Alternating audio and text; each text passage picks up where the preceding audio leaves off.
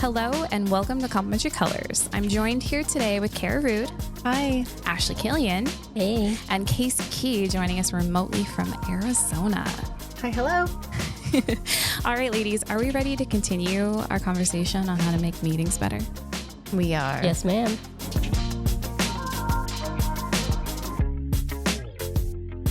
All right. So previously, we talked about the importance of meetings and how they play a pretty vital role in clear communication.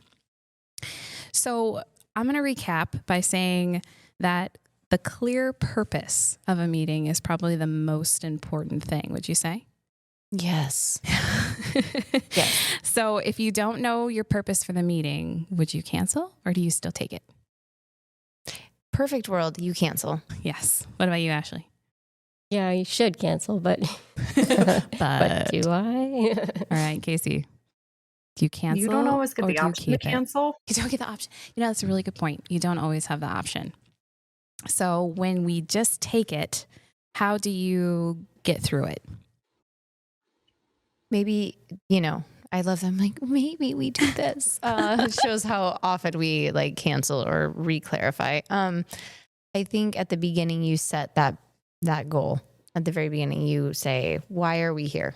And what is the objective? I think that's a really good point. You clarify it right away. Like, I didn't give you a meeting agenda. I'm coming somewhat prepared. I'm here. I'm ready to focus. This is what I'm going to focus on. I like that. So you're almost making the agenda and the meeting minutes at the same time. Mm-hmm. I like it. So what if the right people aren't there? What do you do? Oh, you cancel Cancel. 100%. Yeah. Yeah, so we big That's waste of time. yeah. I love don't mess that around with reaction. that. You're like, and Don't waste. Time No. is too valuable. it is. And I think it's valuable for everybody. Teacher showing up to class rule. It's like if they're not there in 10 minutes, everyone's gone. Like, just don't do that. Don't hang around. Absolutely. So I think that it's safe to say that we agree with the stat that 85% of managers and employees think that the hybrid remote work from home is here to stay. Do you agree? Yes. Yes. With the 85%? Yes. Mhm. As Casey's like, I'm in Arizona. She's in The a sun is in camper my and the eyes." sun is such a problem. Okay. Okay, sorry. Calm Just down. Calm down. Okay. So I'm going to I'll ask you trade y'all. guys a question. Come visit me. How about that? Yeah. Oh my God. Next plane is when? Nonstop to Phoenix coming your way. I'll okay. be there next week. So whether we are in person, whether we're remote or hybrid, physical space actually still plays a very vital role. And as interior designers, we have a big influence on how you're working. Even if we have no influence on your home, we have an influence on how you're connecting to the office, right?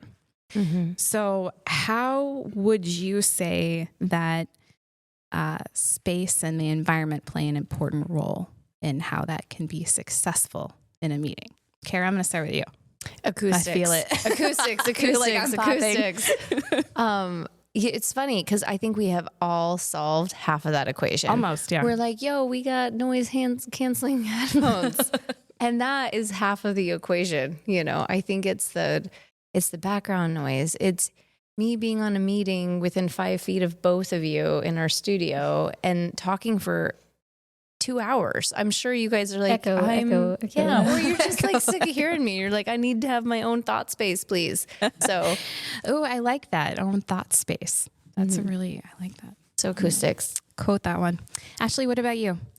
I think good technology to even have these things, there's always, a rigmarole you have to go through to That's get your point. set up, mainly with group meetings, but even with your own connections or headphones. How many times are we like, oh, hold on, can't hear the headphones. So just having the technology, and I guess that kind of goes back to acoustics. It's like everything is dependent on that, but just having the furniture too to support, what you have going on. What would you say in the furniture world would support you better from the remote side? Because I know that you're coming back into the office environment and you've been remote for the majority of COVID and 2 years after COVID. So you're a really great resource for understanding how the stress point a virtual only can be. So what in your environment did you cater towards making that successful? I had a good setup already. I think having that camera and having, again, a good headphones to be able to hear people and then them hear you. So it's just going back and forth to acoustics paired with technology. Can you hear me? Can you hear me now? Yeah. Can you hear me now? Or camera, camera can be a bit of a pain point too. Yeah. What about your physical space? Did you have anything specific going on in there? I like to have my own private space, so I don't have a lot of background noise going on. So you weren't at your kitchen table? Correct. Yeah. Have my own office space and close the door so the kids can't come in and interrupt. And your environment was specifically to work. Yep. That's awesome. All right, Casey, I know you're a little bit of both, right? On the road, working in the office. I know. Can you say that I again? don't know where you are. Where is the rest of the animals and your husband? Where are they? Keep your kids walking in where I'm in a 30-foot trailer and I shoved my 4 pets and my husband in the bedroom So area. your 4 pets and the husband have 5 feet of your 30-foot trailer? Hey, you know what? Priorities. We have a queen size bed that they're all sharing right now. Queen It's size fine. bed, that's okay. But it's a camper queen, so it's short. For those who live in campers out there and understand the pain. Small house worlds. Anyway, I know. Well, the one thing I was going to say on this topic, though, is something I've seen our office flex to really well, especially because we have a lot of military projects, as I've seen. Shout out to Mallory, come with like a bag of tricks that like Melissa comes with a bag of tricks to meetings. Kara now comes with a bag of tricks to meetings. Like if their technology doesn't work or you can't get on their Wi-Fi because they don't have Wi-Fi because they're military and it's super secure and their walls are 3 feet thick. Like, oh my gosh. Can I just do snaps and a shout out to John Weir is also as the bag of tricks because I was recently in a meeting and we're talking like 5 separate sheets of like whiteboard paper and easels. And then he was like, wait, that isn't working. I'm going to just like pull out our projector as a hotspot. I was like, what? Improv. Like, there was an entire cart. It was a mobile office for sure. Yeah, we have the tool set now. But I think we had to suffer so hard through so many mishaps to get that bag of tricks. So kudos to us for suffering to learn. As good as that can be. Okay. Well, I have to agree with all of you guys on the points. Like I too have a work from home office so that when I need the real focus work or not feeling well and don't want to come in the office or just need a quiet space to take a slew of meetings, it's dedicated space and it is set up so that it is acoustic, it is private, and it is exactly what I need for those specific tasks. So I think its environment is super important. Kara, are there any other like physical tools, like an in-person meeting that you would add to helping the, let's say like the connection flow in a space? I'm thinking like your experiences and things like I would say we call it trash or trace. I think that and like markers or pens readily available because I think in our field, creatives work more so in a visual than they do, in a verbal, and to allow someone to feel like those tools are available to them is extremely helpful. Mm-hmm. Also, to create an environment where people feel like they can sit or stand or move around and not feel distracting. They're not stuck. I think there's a lot of us that take those liberties because we just feel confident in a space to like stand up and move around if you need to, like just like 2 weeks ago, I was in a meeting and I was like very hungry and I was like, I need to eat this apple. And I was sitting, my snack? So I didn't want to like crunch my apple like in front of people. So I like went and stood in the back of the. Tell me this is a military meeting. It totally was. In the back of the room and they're looking at me. I was like, I didn't want to be distracting with my apple. And anyway, all that to say, I feel like there are people though that won't take that liberty. And so they feel kind of stuck. So showing them that there's opportunity to stand or sit or, just flex their bodies keeps them more active in a meeting. I think too. I think all of us, Casey, I know you have been, and I don't know actually if you've gotten the pleasure yet to be in an in-person meeting of more than like 10 people. Here, maybe not necessarily. Yeah. I mean, I have previously, but yeah. That's kind of hard to keep like the focus of that room, especially if it's like typically when you're putting 10 people together in an in-person meeting now, it's like a multiple hour meeting, right? You're not just going to waste your time coming to some place for 1 hour.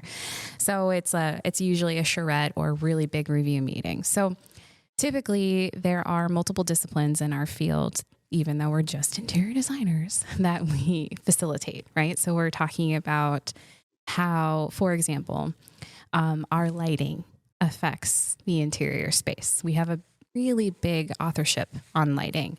So we're going to be a part of that conversation. And then we're going to be a part of the architecture conversation, of course. And then, of course, we're going to lead the interior. So those are 3 big ones that no matter what, we're always going to touch. But then there's always like site furniture and all this other stuff that we can play that like middleman to the T space. So a lot of times, I think our office is really good at this, what they're calling parallel processing, where we will kind of like have a big group conversation and then have these like what we would call sidebars, but in the room. So we kind of like break, and I'm going to meet with you over here, and Ashley, you're going to meet with Casey over in that corner, and we're going to talk about these things, and then we're going to come together and share our action points.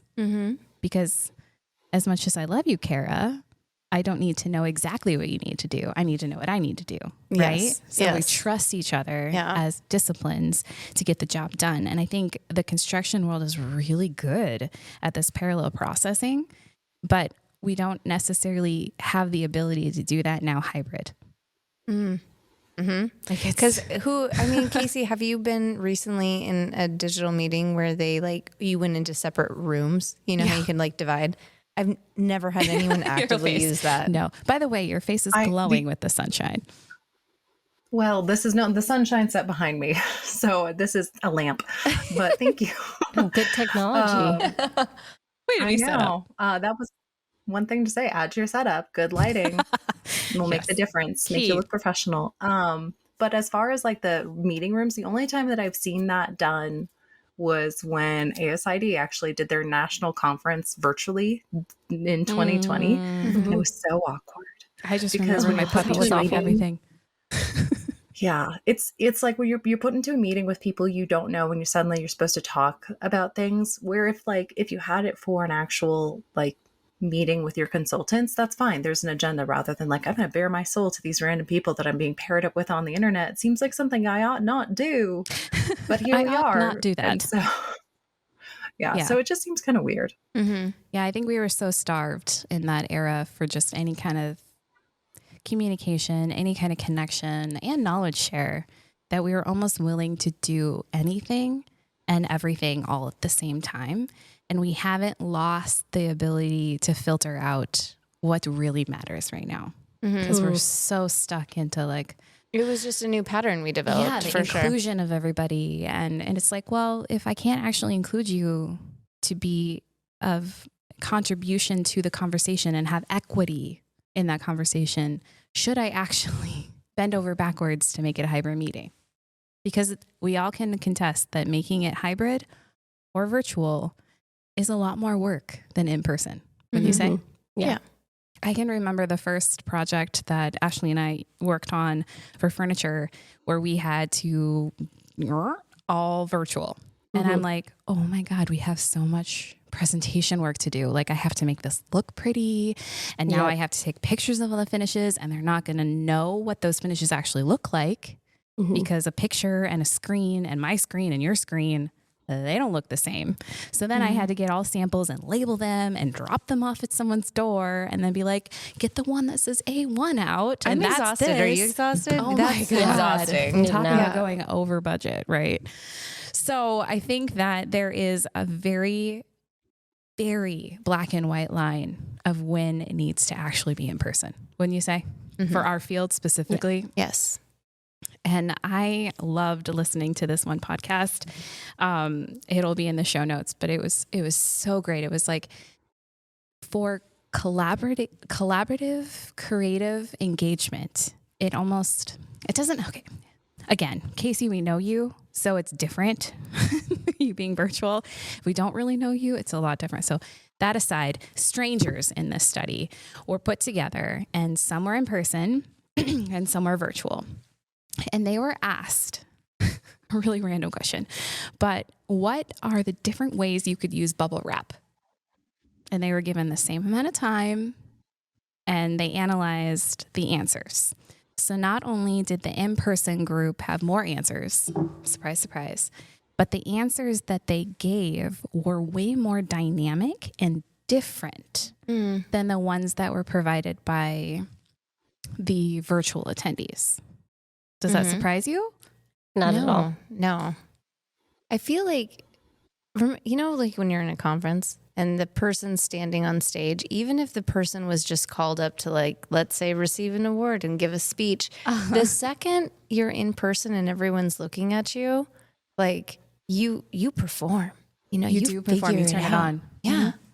You don't perform and you don't turn it on if you're not put in that situation, I You think. get the full scope of what somebody's doing, their full body language, rather than just from, the neck up. That's a really good point, Casey. Wouldn't you agree? Like you get the facial expressions, and you get, I don't know, everybody gives off energy. I was gonna say, too, Well, it's right? Yeah. It's that Zoom meeting danger of your pajama pants on the bottom and business on the top. You're not fully invested. It's like the fashion mullet. Yeah. Yeah. it is. It's the fashion mullet. Like it's the I don't really have to have one full foot in one or the other. My brain says I'd rather be in bed in my pajamas, but my top half says I'm at least present. And I In bed think with my that's pajamas on my cat in my lap. exactly. Yes. Or two. But it's one of those, like, when you have an opportunity, as Kara said, to perform, you're fully invested. Suddenly you care more. Suddenly it's now not just half of your reputation on the line, it's your full It's the full self on thing. the line. Like yeah. So that's my 2 cents. So I think you guys touched on all of the actual points in the study, which is so great that we just ingrainedly know this. But Melanie Brooks is the author of this study, by the way, and she has a book on communication and video and like the creation of ideas on video. And she found in her study that not only did the groups that were in person provide 15 to 20% more ideas, but their ideas ranged in diversity because of their environment. And she was explaining the fact that when we are focused, our gaze and our minds get focused, right? And so when we're in a room, we have nowhere to drift our like sights to. We can't necessarily like wander off and look at the cheetah in the corner and go, oh, Africa would be such a cool place to be right now. Like, what if bubble wrap was like this cool thing that found on a giraffe and it was like hanging and flowing with the wind? Like those things don't happen when you're in your home, right? Or you're in a cafe, or maybe cafe because you're in a little bit more activated space. But your focused area and your environment play a huge impact on your personal ideation creation. So the more that we can share that together, the more diverse our ideas are going to be. And the more diverse our ideas are going to be, the more novel the actual outcome is going to be. Yes. Right? Snaps for novel. That's an interesting Snaps point are of novel. just like staring at us when you're at home, you're staring at one place the whole time. So less engaging. And Yeah. a thought about that could be also that when you're in a space, you're both properly inhibited and then uninhibited. Yes. Where that's your a good point. creativity has this idea of being able to like be free and have conversations on the sidelines or talk to the person next to you because you both had the same great idea and you're taking it to the next step. But it also has that little bit of that social, like, I can't be an asshole, because we all know what that's like to have this voice on a meeting that is dominate. incredibly hard to deal with. You can't see their face, but my goodness, you can imagine it because they're just being a butt cheek. They are. And so it's like when you're in a social setting, it might help inhibit some of that. Not all ones, Yeah. but you know. But I would say, yeah, it keeps you more socially in check. Yeah. Yes, that's a great point. Yeah. And it also helps you like combat the lack of energy, that we can feed off each other in a room. But when you are virtual, to avoid that like energy suck, because usually, well, first of all, I recommend if you're virtual in a meeting that you have a focus task. You're not ideating, right? Let's take a step back and really understand that ideation really does need to be, or put yourself in a cafe, put yourself in a space that will allow your brain to expand some of those thoughts. But it definitely does help. This hybrid version helps us communicate on different time zones, in different states, at different times of day, all of that stuff. But to combat the energy of staying on the same level, we'll say, it does have to give equity in who's talking, right? So I think we all know what this person coined as a hippo effect. Do you guys know what a hippo effect is? Mm-mm. Okay. Highest paid person opinion effect. Ooh. It's real, people. I don't like that. But it's true. It is It is so true. accurate, though. Yeah. So they're basically, if you're the hippo on the call, it's great to know that, right? Because you'll know that what you say has influence over everybody that's on the call, no matter what you do, right? Like that's just ingrained in your status. So if you know that, or the person that's facilitating the meeting knows that, that invites you and put yourself last.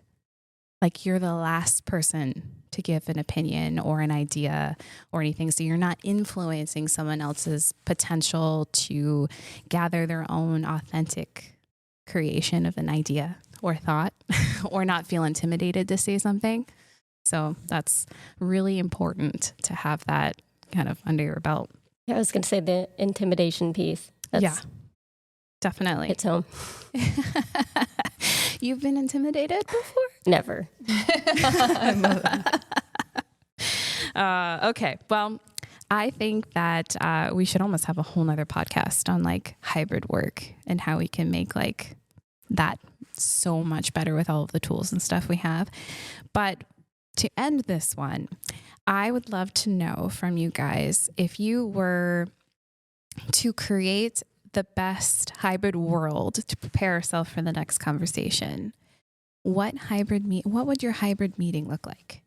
If you could rethink everything, take yourself out of the box, shake it up, and recreate something. Snow globe, Casey, as Casey would say, snow globe. Casey, you go first. Does it have to be hybrid, or can we just like take hybrid out of the equation? Has to be hybrid. That's the only requirement. You're setting us up for the next one. I mean, AI in the world would want us to say, "Oh, meet in the metaverse," but I think that that's like such a dangerous idea. But I think that there's a nugget to that where, if I was going to shake it up and make it my own, hybrid meetings would you would take away the turn off camera button. Oh yeah. So that like no choice. You could always be seen and always be like, what if you have a kid in the background, fine, no one cares. But like it shows how attentive you are, so we can either not take you seriously if you're not being attentive, or just have that little bit of it's more authentic. Okay, you know what? Exactly. It's like the required authenticity. Okay. So camera's always on. There's no option to turn it off. Kara, what would you put in that? Oh no, go ahead. I was just gonna say, which would be very uncomfortable for me because I don't always look good. So I'm like, you'd have to get past that, or deal with the fact that you're on display. You always look great, Casey. I don't know why you're talking but about. I hear you. Like, it would have to be more about what we're producing and less about vanity, which I think would be hard for everyone. So, well, that was a great one. I think the other one I would say is, now that we're doing absolutes, like camera always on absolute, add to the absolute list that if you were not going to partake in an action or like verbalize more than an intro or a, I heard that, or yes, okay, an actual action that you do not tune into this meeting. You are not required to be at the meeting. Instead, you just review meeting minutes for information. I like that. Snaps yourself to that. out. Yeah. Snaps to that. What about you, Ashley? What would you add to that? I'm on the same wavelength as Casey again, because recently we talked with the client about their policy was to have the cameras on. And I, as a remote worker for 4 years, you don't always dress up for the job. You're one of the benefits is that you're not leaving your home. Right. But it does give you kind of more purpose, I feel like, in a way. And you get to see those facial expressions. So I think there's a big importance to it. And then you don't know, if somebody left. So, I mean, people can leave and you would never know it, So they're just hiding behind the blank screen, of their initials. I think it's important to have that camera on. It tells a lot on what's going on in the meeting on both sides. I agree. And all of these things are pointing back to like very humanistic aspects of how we connect just in general on a normal conversation. Wouldn't you agree? Mm-hmm. Yeah. So we need to bring a normal conversation to hybrid meetings. Okay. So I'm charging us for the next podcast to talk about how we can make that happen. I like it. All right. Melissa, So you have to give us your snow globe. my snow globe. What's your snow globe idea? Oh, my snow globe. My snow globe would be to have, in addition to cameras always on and being prepared, like you're there for the part. I want to make sure that access to being able to talk is free. Like I don't want to like you're on mute, off mute, off. Just can we all like not have a mute button and just be on like that? No mute, no camera off. That's what I would want. Nice. I We're like going to it. take everything that you have. Dogs, cats, babies, whatever it is. I want it all. I like I it. want to know where you're at. But so next Unless time. you're all in the same office together, then it's a little, you're getting the echo. Okay. Well, maybe that's part of her snow globe. Get rid of That's that. going to If be you're sitting part three of our desks like, away, sit together. If you're in the same office, you're in one room. Of course, your settings have to affect your environment, affects your rules, right? Yep. Okay. So next time we'll talk about how we can make hybrid work better. But until next time, thanks for joining us today. Bye. Bye. Complementary Colors is a production of MCG Explore Design, an architecture and interior design firm located in beautiful Anchorage, Alaska. If you'd like to hear more future episodes, be sure to subscribe to Complementary Colors wherever you find podcasts.